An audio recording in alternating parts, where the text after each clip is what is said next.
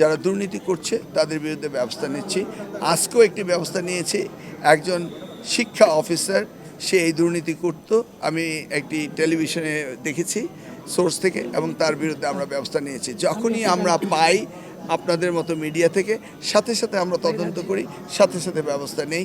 আমরা শিক্ষা মন্ত্রণালয়ের কোনো দুর্নীতিকে প্রশ্রয় দেই না। যদি আপনি দেখে থাকেন আমাদেরকে জানাবেন, আমরা অ্যাকশন নেব। মাধ্যমিক পরীক্ষা সুন্দর হয়েছে, সফল হয়েছে, প্রশ্নপত্র বেরোয় নেই। এবারের ইন্টারমিডিয়েট এবং আলিম পরীক্ষার নতুন একটি বিষয় আমরা শুধু 9টি বোর্ডের জন্য একক প্রশ্ন এনেছি। ইনশাল্লাহ এবার পরীক্ষা সুন্দর হবে, ভালো হবে। আমরা গতকালকেও সারা বাংলাদেশের এসপি, ডিসি, প্রশাসনিক কর্মকর্তাদের সাথে কথা বলেছি।